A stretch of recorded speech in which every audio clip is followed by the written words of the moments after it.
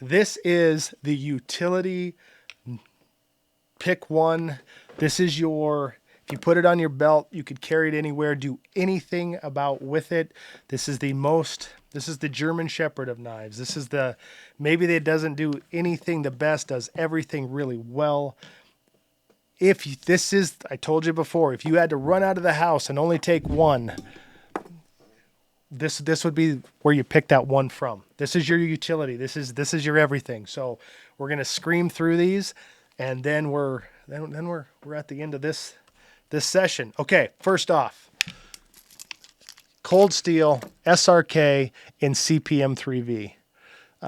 Been hit or miss on the pricing. I think this thing was only like on sale is like $70 or something. I think they're over 100 now, but holy hell, that's a lot of CPM 3V for that price. Rubberized handle. I know some people that if they put this through hard use, that handle may start to come off. I haven't seen that myself. Super sharp spine. You could fire steel with this. I love CPM 3V. It's my favorite steel. I know MagnaCut's the new hotness, but CPM 3V is just, to me, is just solid. Orange, you're not going to lose it. That might be that may be something that you want to look at. I don't know. And if you can only pick 5, I want it to be pretty. So next one, again, one of my son's knives, SE4. A lot of SEs here. I really like the company. I like SE. This one though, I thought this was going to be perfect. The more I hold this, it's got a little oddity to it. The handle, and I don't have huge hands, is just a touch small for me. Just a touch. Like my pinky just kind of wants to fall off the edge, and this finger choil isn't a full choil, so it's almost like you're holding it in a weird angle. And this isn't Kydex, this is plastic sheath. I think you can get these with several different sheaths. Love the color though. Damn, I love the color. I thought that was going to be more in contention. It is not in a pick only kind of group. Okay, next one, I'm going to go through another one that's not mine. This is my wife's, and we like to say these are our backpack knives. The custom sheath I got for her in purple because she likes purple with the little can in there with some survival stuff. This is the Ontario Rat 5. This is a big knife. She likes this knife though. Almost fit into the big ones. It's almost the size, like as big as that SE5, but it's a lot more wieldy than that SE5 and definitely not as thick, not as heavy. I think I would, again, flat handles. I'd like to put some custom handles on there, but that's up to her. Maybe get some purple ones, but then it wouldn't fit in the sheath. So that's hers. Had to show it. Has a cool fire steel on there. Probably not my jam though. Just not my jam, just because of what I got in front of me. Okay, narrowing it down here. All right, let's just kick out the last one that's not mine. And again, my son's. He got this for a gift. This is a Joker. If you don't know Joker, oh my goodness, for the price, these knives are freaking phenomenal. Another Spanish knife. We're going to talk about some Bark River handles here in a second. This one's the best. Joker Nomad has the absolute best feeling handled in a knife I've ever handled. A handle that you handle. It's phenomenal. It's got a just that it's just designed in all the right places to fill the hand. That swell right there comes up actually and swells back out towards the blade. So even though you're it's got a natural guard right there, not a full guard, but your finger catches on that. The swell also holds your hand, and full tang has the crusher. That blade is just a sweet size, feels really good, balance really good. Sheath, love just the drop-in leather sheath. That's an awesome knife. Okay, we're going to my top 4 EDC utility. This is like the EDC where I'm going to have a hell of a time doing this because I could bounce back and forth between a couple of these every day. Okay, my backpack knife that my wife tries to steal from me is my SCCM6 Military 6 6-inch blade. has a secondary bevel on the, or it's not secondary bevel, secondary edge on the back side for poking. I think I'd actually like to grind that out. If I had one knock, I have two knocks on this. It'd be that. I would rather not have anything sharp on the backside. You can forget about that too easy cut yourself, cut other things you don't want to, but that straight drop point blade in 1095. This is the other one thing I don't like is, again, the flat handles. Although this is the best flat handled knife I've ever held, I wouldn't change it. Love this thing. Strong Kydex sheath with the Blade Tech back retaining system back here. I can put that. I can either put that through Molly or put that on a. You can even put that on a belt, although it kind of sticks out a little bit. Just a really solid option. Going to sit right there because I love that knife. I know it's not the best. I know the steel's not the best. I know it's not going to hold up the best. I just love it though. Okay. Second one up. This is the Benchmade Bushcrafter and S30V. I know they have a new design now that has a fuller in it that looks pretty sweet too. Only knock on this knife at all is the handle has weird angles, weird designs. Almost feels like you could get a hot spot on there, although it holds your hand in super duper well. Very sharpest spine I've ever felt on a knife. That fire steel, I have actually tried it. It fire steels really well. Benchmade, that's going to hold up. That's a solid option. Perfect size. Love just the look. Sheath kind of lets it down a little bit for a knife this expensive. Now the Essie, I think we're up to 120. The same with the Joker. Essie might be up to 150. I don't even know if you can get the CM6 anymore. The Ontario, I'm not sure either. I think they quit the Rat 7 series, so you might not even be able to get that. The SE4 is around $90 to $100, depending on where you get it. The SRK, I told you about that one. This one, $200, $240. Worth it, but man, you'd think they'd give you a better sheath. Like, I don't, it's where it lets it down. Now, it's darker than when you get it. If you get this, it'll be lighter colored. I over Obenhoff this with oil, but it's not gonna, water's not gonna get through. Let's put it that way. Fire steel, all that good stuff. Has a dangler, and you can put your belt through there. Good knife. I used to like this a lot more. I still really like it. I love this knife. This is actually in my get home smaller bag. Like, this is if I have to survive, this is my knife. The angles though on that handle, just when you're talking about going up against the big boys, that's a question, but it's still in the running. Okay. The two that I think I have the hardest time with, both Benchmades, or not Benchmades, both Bark Rivers. First one, another gift, Benchmade Aurora. This is the long version, CPM 3V. Again, let's put that up against the SRK. They're both CPM 3V knives. You're getting a lot of CPM 3V in both of those. And this is why the SRK doesn't make the list. It's not that that's not a great knife. It's that this handle is second only to that my son's Joker. So as far as knives I have, best grip, best handle, CPM 3V, lightweight for as big as that is. I love the strongest blade grind. It has the convex edge, the teardrop. The sheath is solid. Kind of not so many options because you can only put it in the belt, and it's really tight. This is a really good one that I like to put in bags because of that, because I know, like the Benchmade, my life, I could depend, how did DBK put that? You can depend your life on it. Like that one. Here's the one I'm going to pick. Bark River Bravo 1. Now this is an A2 steel. I'm going to give a caveat. If this was in CPM 3V, it wouldn't even be a question for me. To me, this is, I've said this for a long time, if I could only pick one knife, this is the perfect size. It's big enough, you can baton with it. It's thick enough, it's solid enough. You can do all the heavy use with. Small enough, little bigger than one, but I could process game with this. I could do rabbits with it. Like this is handle is beautiful. It fits so well. I like the thumb stop up here. Some people don't. I really like it. Just fits my hand perfect. Sheath isn't the greatest in the world, but a nice leather sheath that holds a fire steel that, I don't know if this is sharp enough to do a fire steel, but just for a utility knife to have to do everything.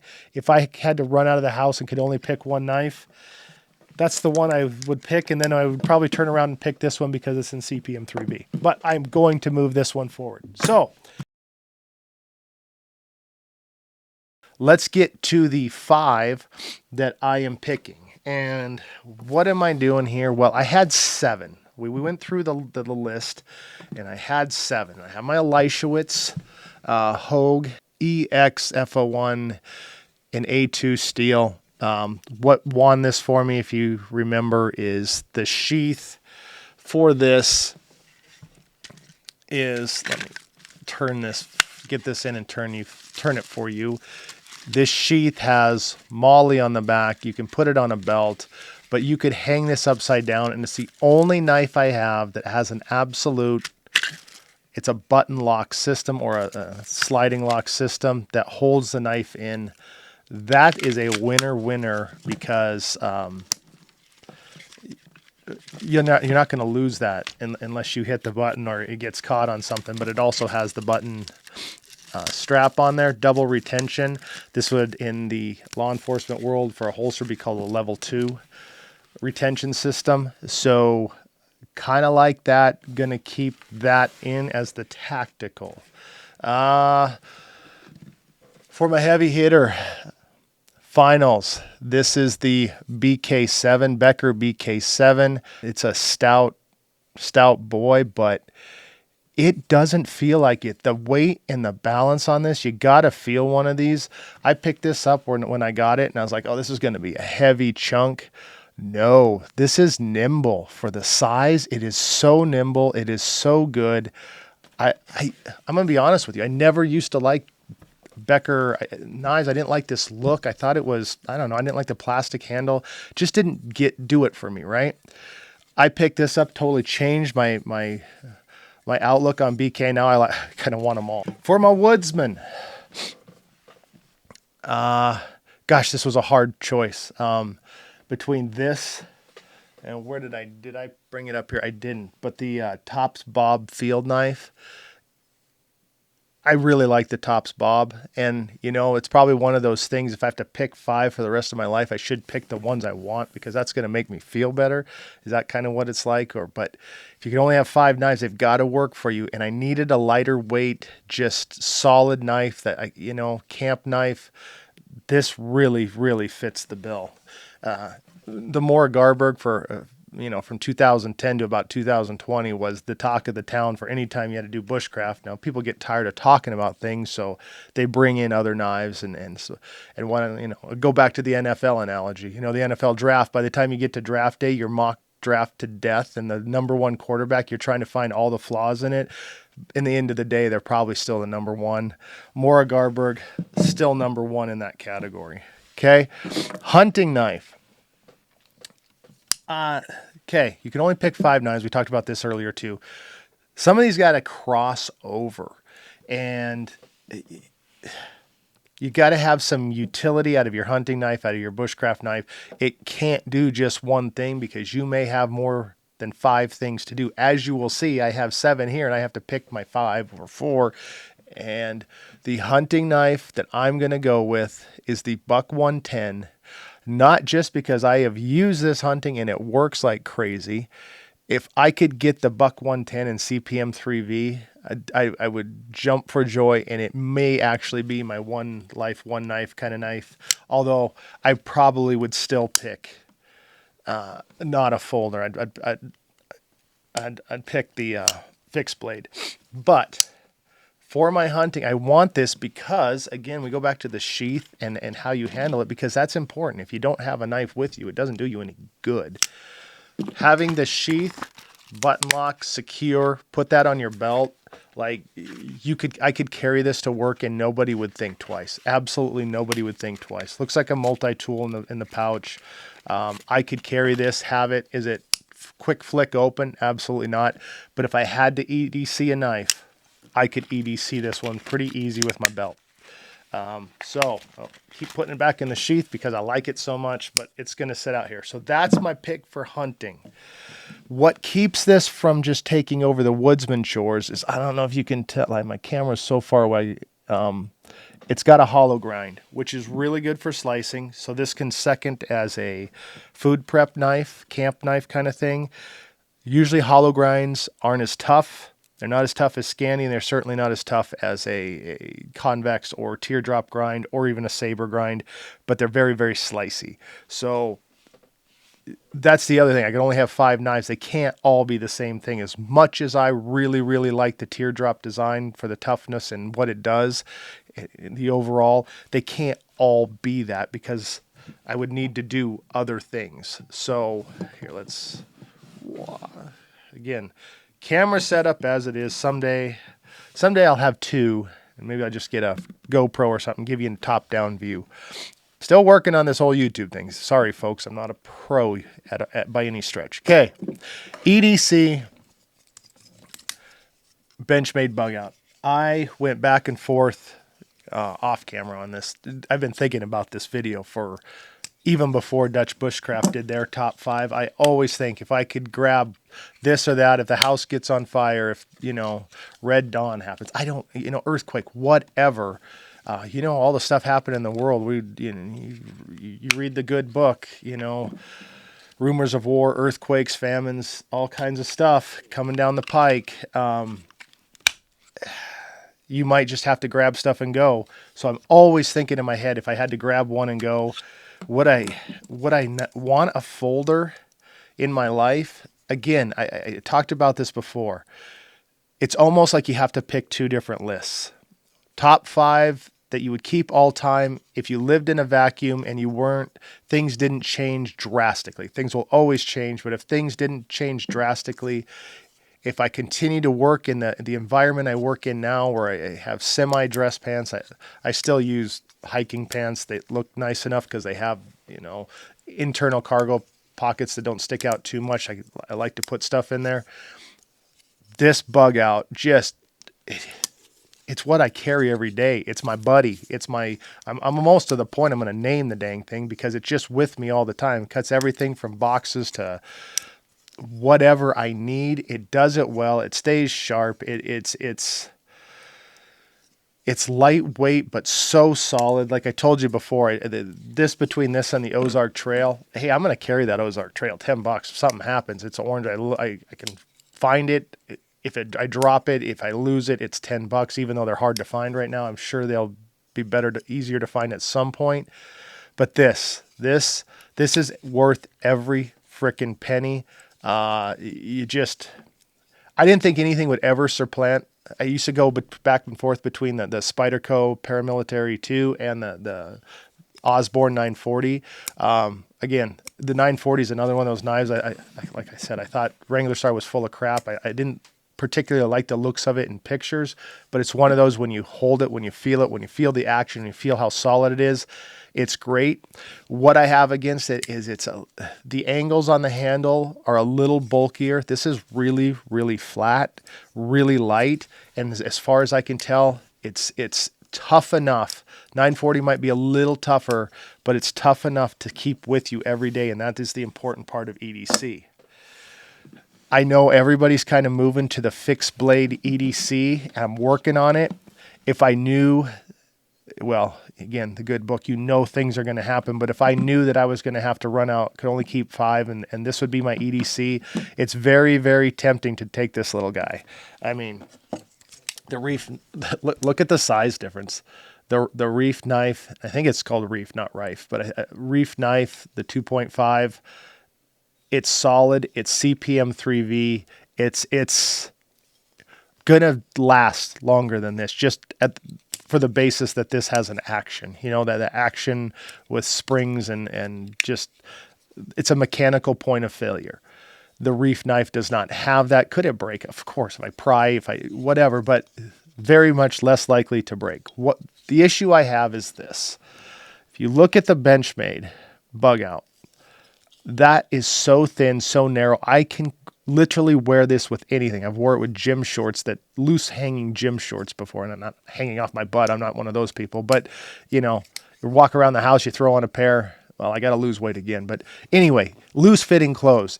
You can fit it in there. You can put it in a pocket. You don't know it's there.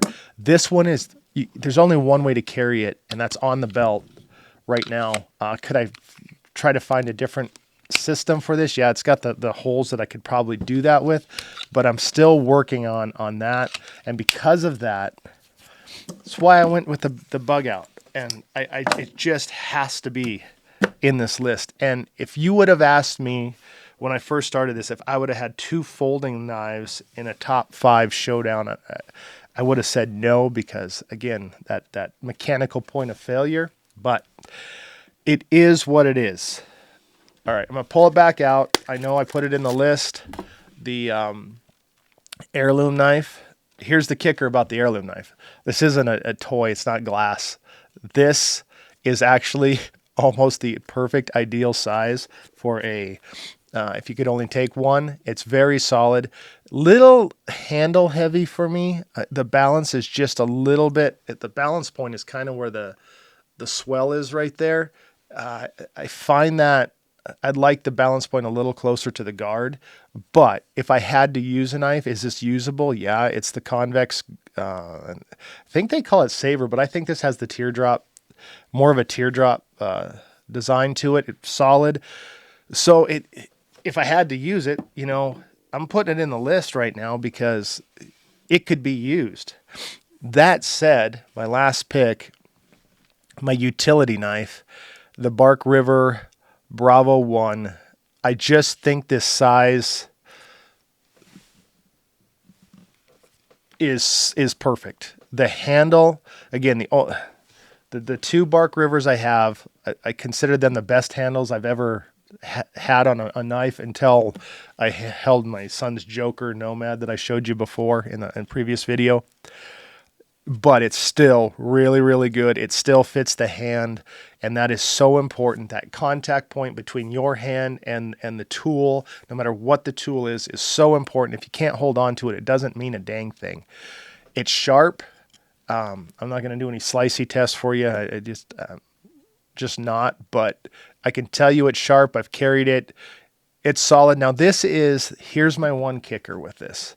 The Bark River Bravo 1 that I have is an A2 steel, which isn't bad. I mean, that's great. Easy to sharpen, and it's kind of a pro point that, like, I could take this out, and if it gets dull, I can just use anything to sharpen with it. Or to sharpen, any sharpening tool I have, and it'll sharpen fairly easy. That said, would I rather this in my favorite steel CPM 3V when you count everything? Yep, I would rather have that. That's why it was really difficult to not pick the Bark River Aurora that I have in CPM 3V, because CPM 3V you can get a thinner blade. Again, I can't get real close up to the camera. Hopefully you can tell that. This one is closer to 5/8 a quarter. This is closer to, boy, I don't know. It's a lot thinner. I'd have to get the calipers out to test it. And I like the sheath better. I know there's no retention on it, but that thing's solid in there. I like the sheath better, even though the Fire Steel's coming out. I can put a lanyard on that and it won't. The sheath on the Bark River Bravo 2, while it does have a retaining system that I really like, this hanging loop thing down here, it's easy to put on, put off, I guess. Just not my favorite style, although the leather's decent. And again, this sheath's going to be darker than what you get from the factory, because I've put some Obenhoffs on there to seal it up, and this one I did good. This one is pliable enough, but still holds it in. Okay, so kind of cheating here. This knife in CPM 3V would be the one I pick. So I'm going to put it down here because I'd still probably pick it, just because to me, it is the ideal if you could only have one. And if I end up with 5 and I still have to run out with one, I need it. The Bark River Aurora I have is just a touch too long to do real well at processing game, things like that. But it would be hard. It would be hard. Okay. If I could pick two more, one would be that Aurora. The other one would be my SEC M6 because I just love this knife. And honestly, if it came down to it, I'm highly emotional grabbing things, knowing the house is burning down, I'm probably grabbing that because I'm so attached to it. But that's neither here nor there. I'm going to be logical with these picks. The other one that's really close, we went over it, the Benchmade Bushcrafter. Just because this is also a knife, one life, one knife that you could grab and know that you could trust this as much as you could trust any tool made by man. That this is going to last. It's going to cut. It's got a high saber grind. It will do everything you need to do. Maybe not the best, but you can do it. Like I can cut a tomato with it. Is it going to slice like a Japanese kitchen knife? Absolutely not. But okay, that's not what we're going for here. We're going for only 5. It's got to do a bunch of things. That is probably the closest to the Bark River as perfect size, perfect balance, whatever. The handle on this, I could hold this all day. The Benchmade, I could not. All right. So blah, blah, blah, blah, blah. I have 7 in front of me. I can only take 5, and one of the 5 is going to get kicked out anyway. I'm going to tell you, first off, one that's going to go is going to be the Tactical. You want to know why? I'm going to have another video on tactical knives coming up. There's probably no doubt that this is the coolest knife on the table, and that says something. The grip is great. The handle's great. This is also A2 steel. I think I mentioned that. It's solid. It will do everything you need to do. I can retain it. I'm not going to lose it out of that. I could put it on my kit, but that is it. That's it. Tanto Point doesn't do a lot of other things except pierce. It's a high sort of saber. Yeah, it's a saber grind with a secondary drops down to the tip. Probably hard to see that. Solid knife. That's why it's in the top pick. But what am I going to use this for? Like if I can only have 5 knives, that's going to be on my kit, I guess. But I'm gonna talk about another knife here that if I'm in that situation, I'd probably rather have anyway. So the first to go, get sheathed, put away, is going to be the Tactical protection only knife. Okay. What is next? Okay. I think it's going to be between these two. In my heart of hearts, I want to keep my heirloom F1 Falkneve. I want a Falkneve, and ever since I've looked through those little knife books as a kid, I was so fortunate to pick this up. It would be hard to get rid of it. I love the sheath. It's the old buck kind of style sheath that full retention. Put that on your belt. You're not losing it. It is a great size. It's just a little bit smaller, I think, than the Bravo. Oh yeah. We're about almost an inch smaller than the Bravo, which makes it actually better for processing game. But, I can only have 5 knives. The Bark River is pretty close to the heirloom quality. They're getting pretty close to the same price. Not this Aviator that's a kind of an original. That's almost priceless, and and there's a price on it. It's not worth that much, but you just can't get those anymore. But that leaves me with my top 5. Again, one life, one knife. It's a cliche saying, but the truth is, if you have to run out and only have one, that's probably it. The Mora. This is probably actually what kicked the Falkneven out because it's similar size, but it's thinner, slicier, has that Scandi grind, gives me the different grind than the Saber to Teardrop on the Bark River.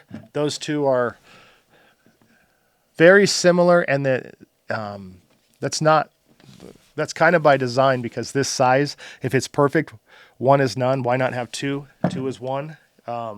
So either one of those, if I ended up could only have one knife, even though this is a Scandi grind, I could do a lot with that. Okay. I've got to have a hunting knife. It's a buck. Buck is American. I grew up with buck knives. There may be little bit of that in this but I've also seen a lot of channels who and people who talk about, they have MagnaCut, they have all the best steels, and this is still on their list. And then finally, this is why the tactical knife went out. This BK7, this is my survival heavy hitter. And dang it, if I needed to protect myself, it's on my bug out bag. If we're getting into that situation, this has a longer reach, solid, and I can chop down a tree with it. So there you go. Those are my 5. Which one would go out if I got,